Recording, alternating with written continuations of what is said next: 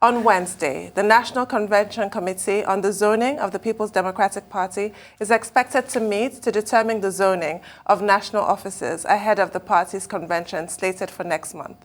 The zoning of national offices by Nigeria's major political parties, especially the chairmanship post, is a major determinant of where the presidential slot will be zoned during the election cycles.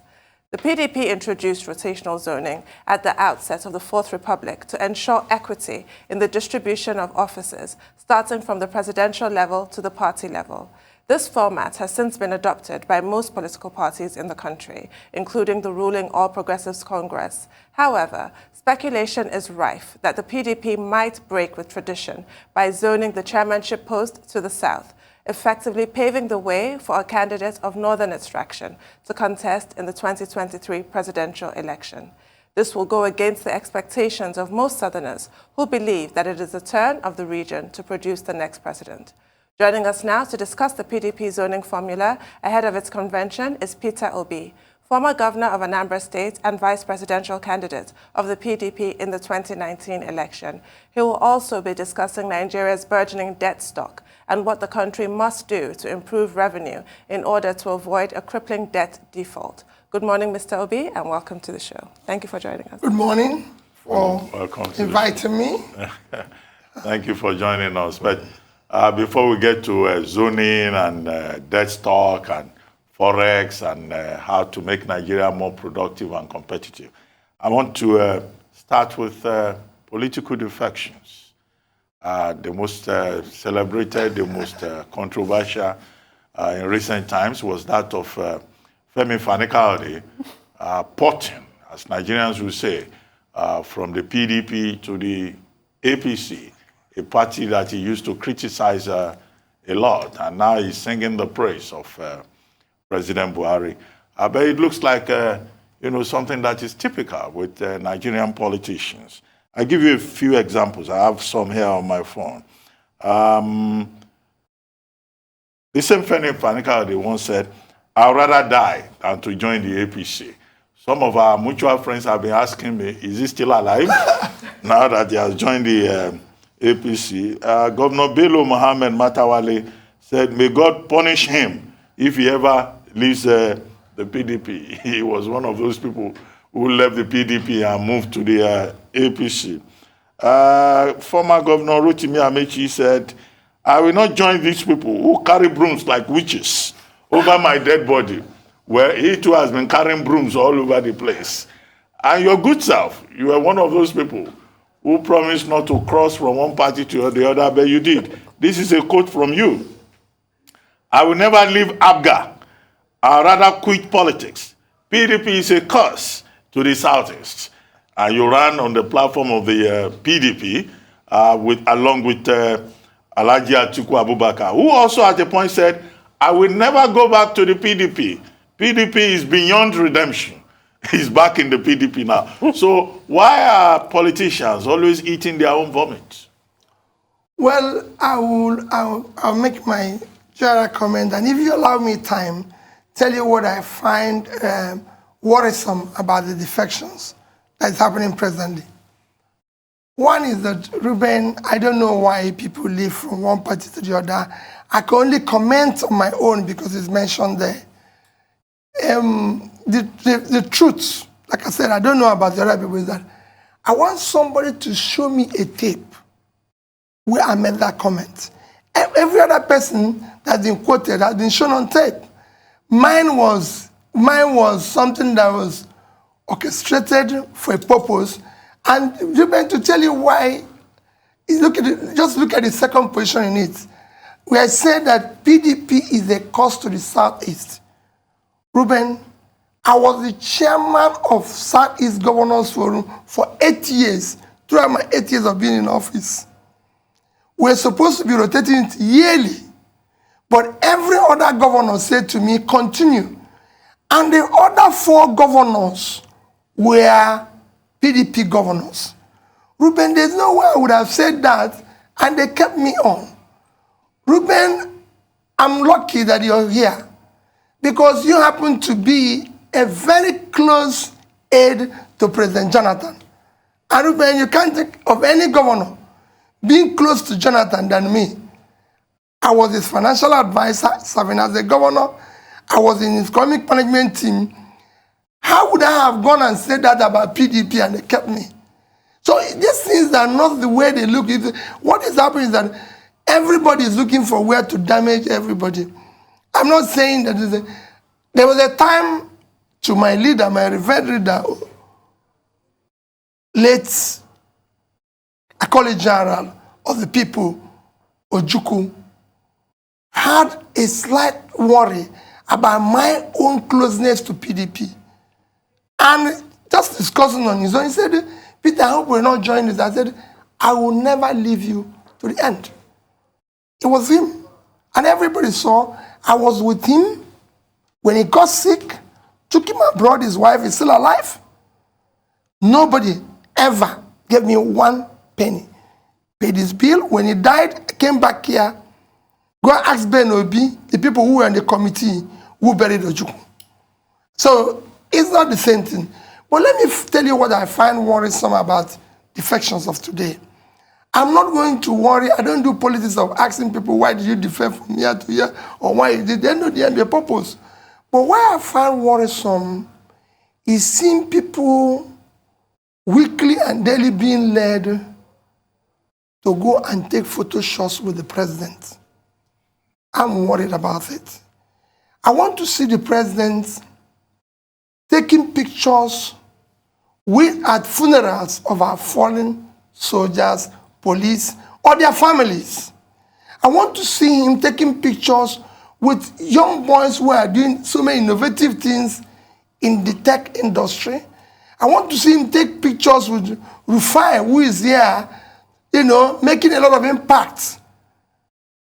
Those pictures of taking pictures with those of us, because I say I generalize politicians, people who I can now define as heartless, valueless, is very worrisome. Those pictures, please, I'm pleading with those who are close to him. Yes, if you want to join party, join party. But those pictures are not helping our country because perception is sending the wrong signal that you can be anything and be elevated to something. That is why the country is collapsing.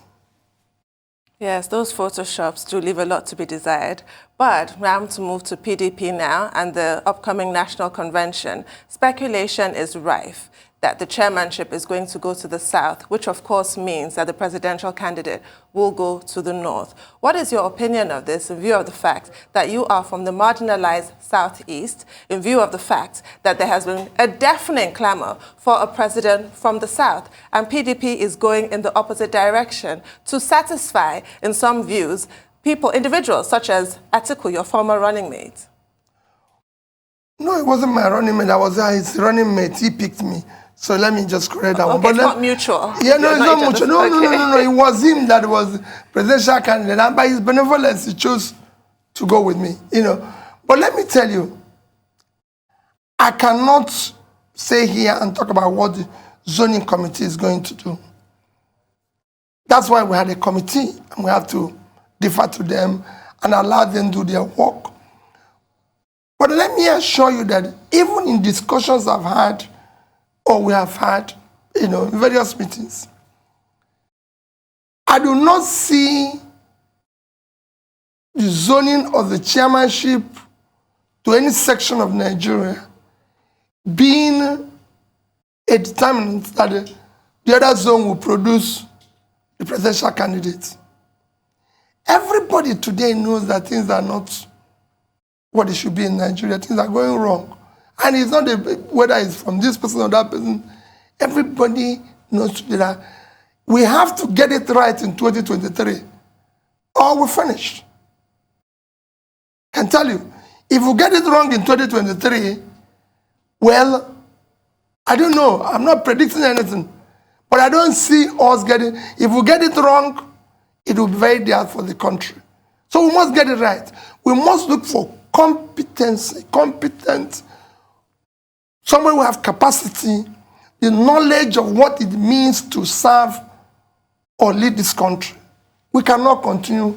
We're on the wrong road now, and we cannot continue this journey on this road. So wherever our chairman comes from will not stop people from the other zones from contesting. If we have a chairman, say, from Northeast, and we get a competent person from Northeast, of course the chairman changes. Chairman is not, it's not as if we are dealing with something that cannot change or stationary or this. No, it's not. It's something that can be moved from one zone to the other. Simple. But sir, it's shocking you are saying that, because politically in Nigeria, that's always the case. Once you see where the chairman goes, you know that inversely, the presidential position will be given to the opposing zone. That's the way political structure. It's just like this gentleman agreement. That's the way it's always worked. And that's why a lot of people are saying that when you look at the politicking going on, there's an indication that the PDP wants to give this to the North. And there's been this talk for a while, and that's why the PDP can't beat its chest to say, where are we going as regards this? Is this the time for the PDP to come out straight and tell Nigerians so that we know where the PDP is going? I can tell you that there's been, if you follow, the first chairman of PDP is Ekweme, until he decides to run before he moved it. If you follow even what happened when Obasanjo became the candidate of PDP, the other party, remember their primary was won by somebody else who was asked to step down. Folufale. Marsh and Coffee. I can tell you, APP. 2023 will be totally different. Everybody is struggling to make sure we don't get it wrong.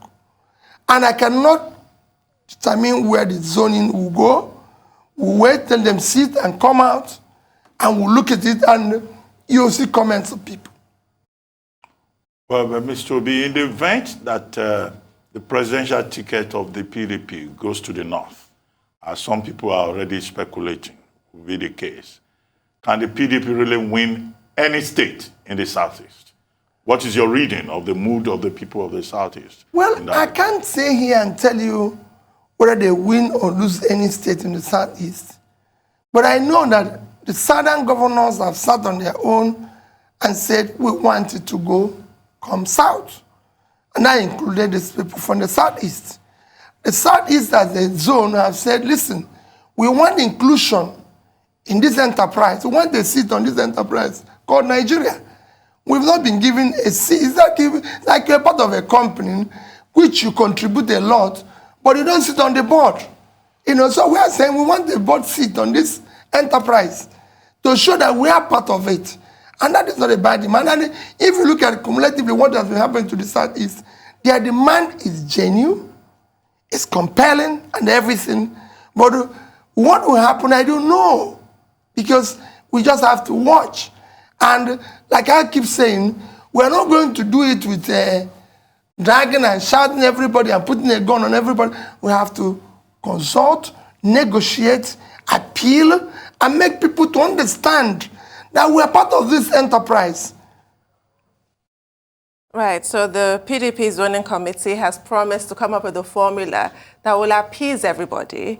Let's see if they do. But what about this notion that micro-zoning is a possibility, such that if the chairmanship goes to the Southwest, the VP slot will go to the Southeast, sort of to appease Indigo, as you were saying, and give them a sense of the... Well, I don't know what they're going to do. You just heard that one. I haven't heard about the micro-zoning. When I know what they're doing, we'll look at it. Like I said, we want, listen, a seat on this board. And how it's going to come and what is going to come, I can't predict. All I know is that we must get it right in 2023. So the horse trading has started. There are a lot of names being mentioned. I don't know if you've heard about Oyinola. Some people are saying it's a possibility to emerge as a chairman of the PDP. Some other faction, in fact, are saying that Seyi Makinde and Governor Wike are holding the ace as regards this. Some are saying they've gone away from Oyinola again. They're looking at other possibilities. I mean, what do you know on ground as a stakeholder in the PDP? What is the structure? I can tell you nobody have called me and say, we're going to go for this man, or we're going to go for this person, or this person. For me, if I'm getting involved, is who is competent. The present NWC or leadership led by secondaries, for me, have done credibly well. You know, as they come to the end of the tenure, what I want to see is a system where they are appreciated, they are recognized, and the next person who is going to come, whoever God decides, is somebody who is competent, understands that he needs to lead this party because Nigeria needs this party to be able to get the country moving. Well, let's talk about Anambra elections in November. I mean, that's your state. You were governor there for 8 years. What are your expectations? Where do you stand in the local politics as at this moment? And we asked you the question the other time about whether you are going to run in one capacity or the other, maybe as vice president or as president in 2023. You dodged the question. You know, is it something you can I didn't dodge the respond question, to now? Ruben. Oh, what I said, what I said was very simple. Yes. For me, that I'm not preoccupied about 2023 now, because there's a lot we need to talk about Nigeria. Nigerians are consumed by election. We have seen politics as a profession, where people just talk about the election, how to win the next election, how to share the probably something or that. No, let us talk about our country that is going through problems. Ruben, every day we're throwing people into poverty. Schools, like I said before, are closed all over the place in the north. At a time, education is the only oil. And we're talking about the election. Let's talk about problems we have that is there today. Remember, everybody is insecure here. I had a very sad experience last week. I went to Soka, where I had gone to support a nursing school to help them build a facility, a modern facility, because of what is going to happen. As I was coming back, I saw school children. Their car had an accident, and they were on the street, they were on the road. Ruben, I decided to pick them, 12 of them, 12 young girls who said they went to set for junior work or something, put them in my bus. You know, Ruben, I took each of them around home. But what is shocking, Ruben, when I call their parents and say, hey, are you so and so mother? Have your daughter with me? She will start crying without even, oh, please, it's the only daughter I have. Please don't harm her. Oh, my God. I said, no, it's me, it's Peter Obi. Come and pick your daughter, Susan. Where are you? I'm coming to your house. He said, no, don't come to my house. Please, leave out the road there. Please. So they were frightened. And when they see me, they'll be jumping up. We didn't know. We thought she was kidnapped. So we're living in fear. These are the things to be addressed. Not to about 2023. As Anambra said, I'm not contesting. What I want in Anambra said is free, credible election. Probably making sure that the results are transmitted electronically. That's all I want to see. That's all I've done about the election. Let's have free, credible election. So I have two questions. Based on that vignette you just shared, you've said twice here today that this election really does matter, really it's make or break time. Why exactly do you say that? Why is this crunch time, do or die, now or never? That's my first question. And also, in view of that and the importance of 2023, doesn't that underscore the importance of getting it right with the chairmanship, with the presidency, all across the board where PDP is concerned? Would you advocate that there's no zoning with the chairmanship or the presidency? Let the best man win. Let it be purely on the merits. That's what I will advocate personally. We have to come to the end. No, what I'm saying is that, yes, the parties have to look. Every zone have competent people. Every zone in Nigeria, I can tell you. What I will advocate is that in the zoning, in whatever we do, let's look at competence. Let's look at capacity. It's far more fundamental than what we've done before, where you just say, okay, zoning for zoning's sake, and you just bring somebody who, I don't want to say beyond that, who are not adding any value. I've been involved with governance here. I've gone to meetings where you come to 10 meetings, somebody will never open his mouth and say even, hey, you know what it means being here with a for 10 shows, and he will just be saying, yes, everything is okay, this. And he's coming to meetings, and you wonder, why are we bringing this person? As a chairman of a company, even when I was governor, I tell my people, if you come to 3 meetings and all of you agree with me, I dissolve the council. I know that nobody's willing to work here. You must disagree with me because I don't know everything. But I've been to meetings in Nigeria where I've gone to meeting for 2 years with somebody who is supposed to be serving as a minister. He never opened his mouth apart from coming and joking and going home. And that person is supposed to be representing a state. We need to drop that and bring people who are competent, who can challenge those in office and everything. I saw it as a commissioner. I had people who were challenging me, who said, no, you can't do this. Okay. So I want to segue into debt now, government debts. But the fulcrum of most of these debts are something called judgment debts. Ngozi Okonjo-Iweala wrote a lot about that in her book. And I want to ask you about the Paris Club. What do you know about it, the refund, and this 480 million consultants fee and the increasing Nigerian debt? As it is today, we have gone back to the level of 2004, where Olusegun Obasanjo said we're spending 3.5 billion to service debt, US dollars, every year, and the debt burden was over 30 trillion or $30 billion. What is happening?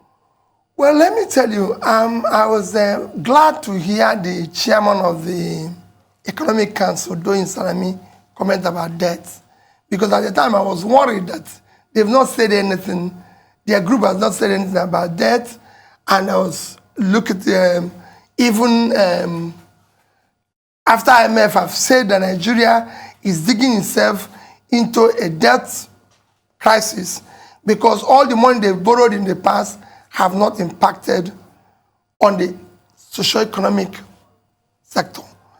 And more worrisome is when I saw the figures of the first 5 months. Why I say more worrisome is because here is a situation where our total revenue was 1,845 billion, and we used 1,802 billion to service it. But that's what people are seeing. But I can tell you that there's something worse than even this. We are supposed to have a sinking fund. Sinking fund is where you throw in money to be able to save, to even service it. Between January and I think up to today, nobody has put 1 naira there. So even as we are, nobody's talking about repayment. We're just servicing it. And most of the servicing, we're actually borrowing money to service it while leaving the payment to our grandchildren. Because I'm sure all of us will be gone by the time most dues that. If you look at most of our Eurobonds now, they are 1950, 2050, 2051, 2050. So we're not going to be there. So, hey, whatever you inherit is your business. All we need is to manage and exit here. Can call us names. So, you asked a question that is specific about issue of Paris debt and everything. Somebody brought that to my attention recently, and I told him, I'm going to go back. I was I participated in the Paris Club debt recovery.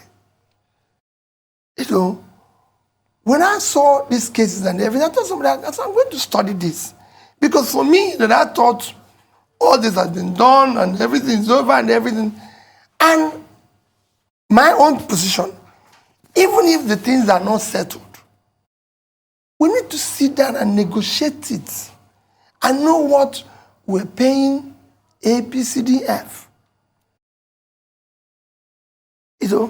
But I can tell you, were there effort, works done by different people? Yes, I participated in it. Very well, even traveled abroad for it because I wanted to recover what was due to Anambra State. And that was why I participated in it.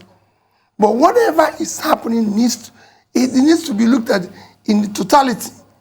What came in, what is happening, and everything. For me, when I said Obasanjo has, paid off foreign debts and everything, I saw it as a conclusion.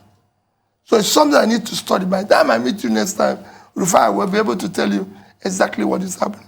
But this debt situation needs to be dealt with.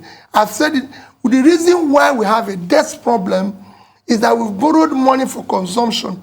We are not productive. The debt we borrowed is not productive. If it's productive, we don't have a problem. Every country of the world borrows money. Everyone and each of them. Far than we do.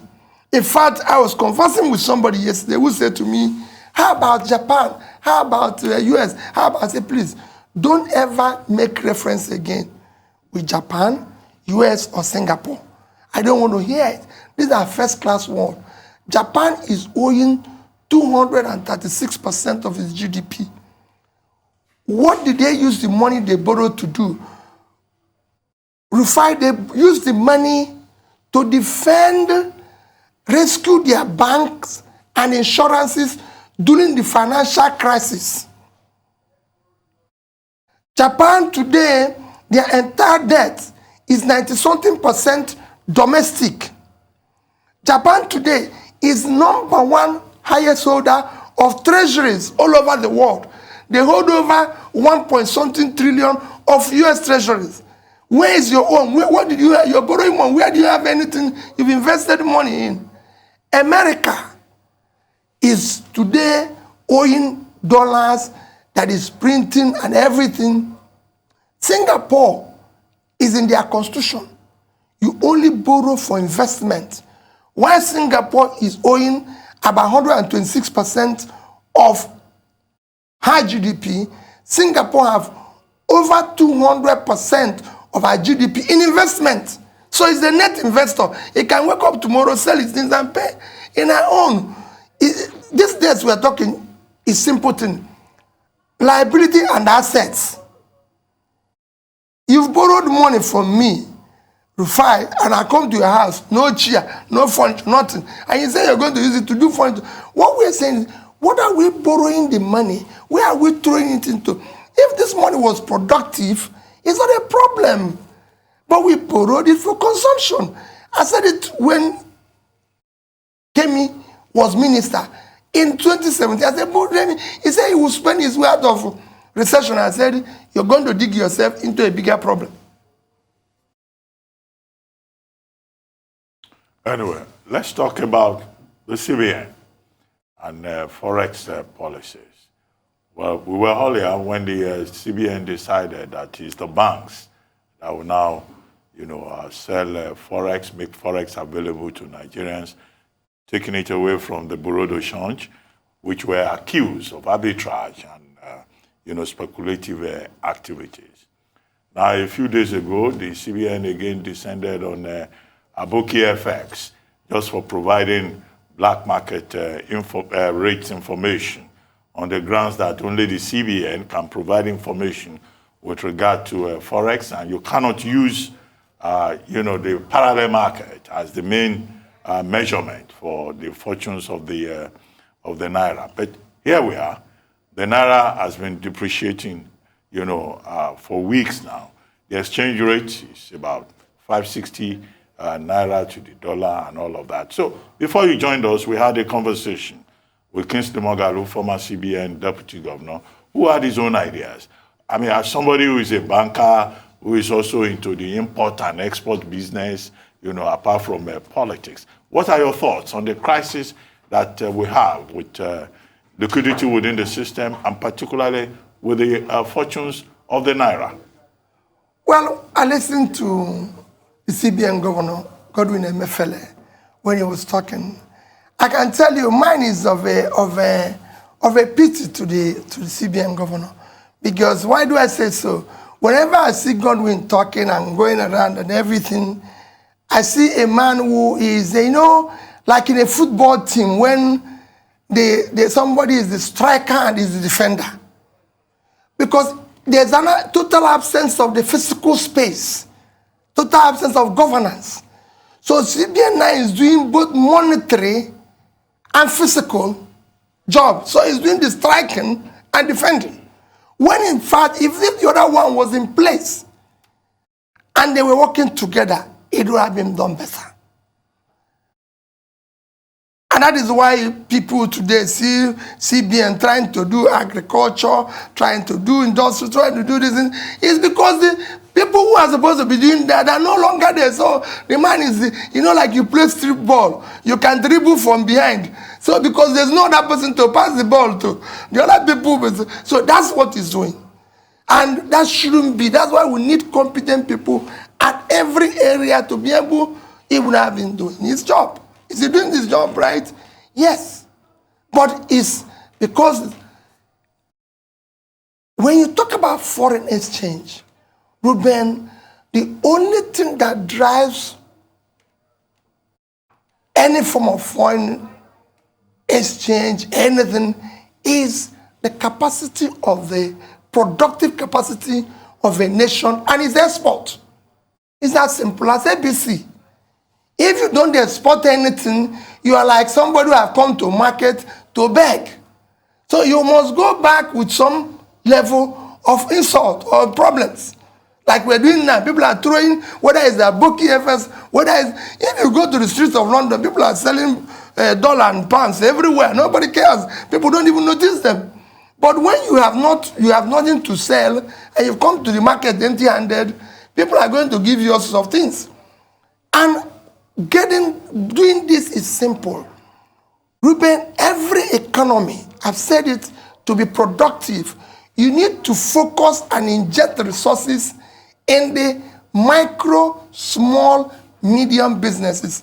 If you go today, exports from China, Vietnam, Bangladesh, these people say don't compare. I say, if you don't compare yourself with other people, you will not get anywhere. Today, Vietnam is exporting. They are the latest country we know that put about 50 million people out of. Vietnam is exporting today over 200, almost 150, 200 billion export annually.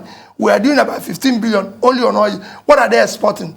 The main thing is electronics, which they are exporting almost $100 billion. Footwear and textile. These are not sophisticated things. There's number two, about that something billion.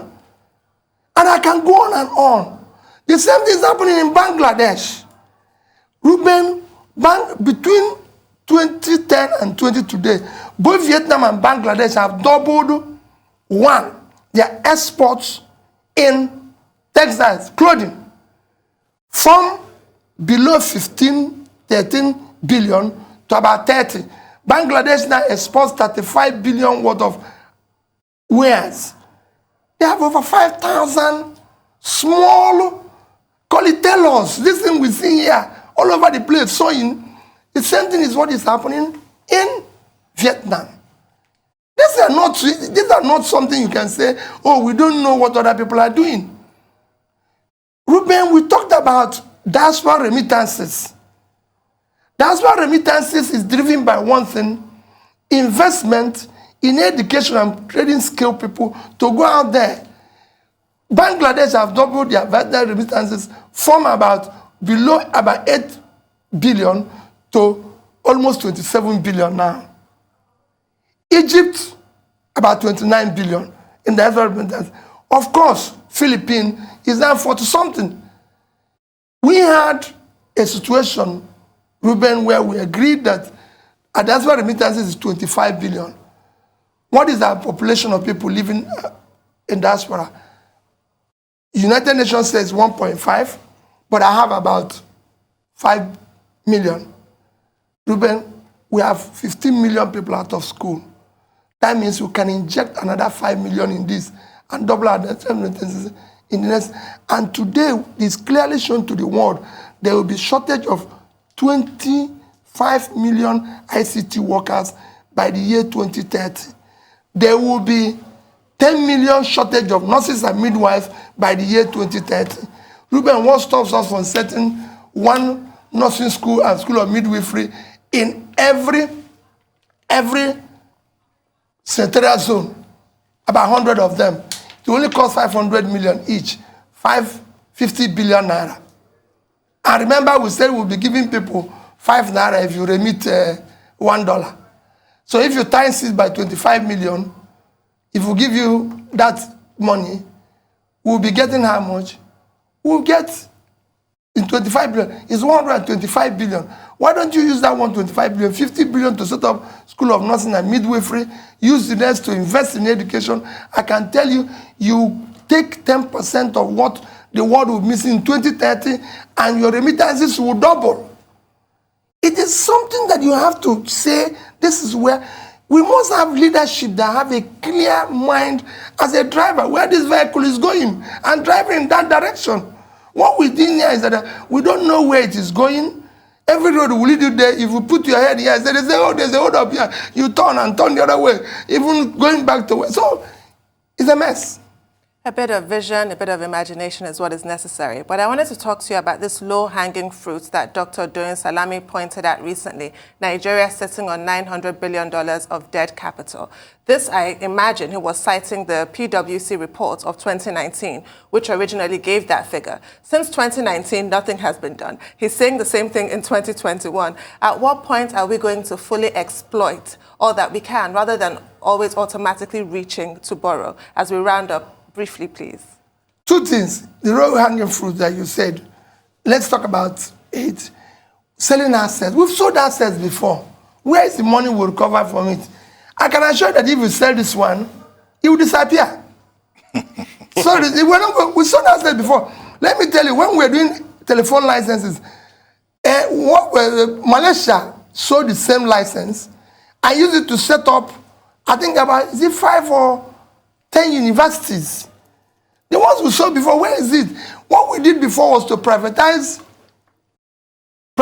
gains, profitable companies, and socialize losses. So for me, I'm not into, let's find, it's just like what he said about, that's where I disagree. Fantastic report. There's a place that I disagree, like the issue of let's tax people. Where are you going to tax? Have 90 million people who are not doing anything. Taxation is a simple thing. It's an investment. The government first have to invest. And how do you invest? You put money in the SMEs. Give these people money. It's an investment thing. You cannot withdraw without paying in a bank. Nigeria has not invested in its people. This money we borrowed is meant to invest in its people, educate them, support them, they start businesses, and they pay you back. Countries after countries support their expenditure from taxes. But taxes for people who are doing something.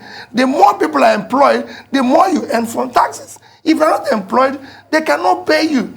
China, as I conclude, their budget is 4 trillion. 3.2 trillion comes from SME. Just like their export, 60% of yes is SME. So you need to put money into this. Small companies that were yesterday supported by Chinese government are multinationals today.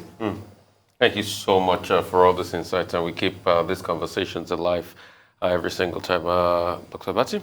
Okay, thank you very much, Thank you. Mr. Peter Obi, for joining us. Always a delight to have you on the morning show.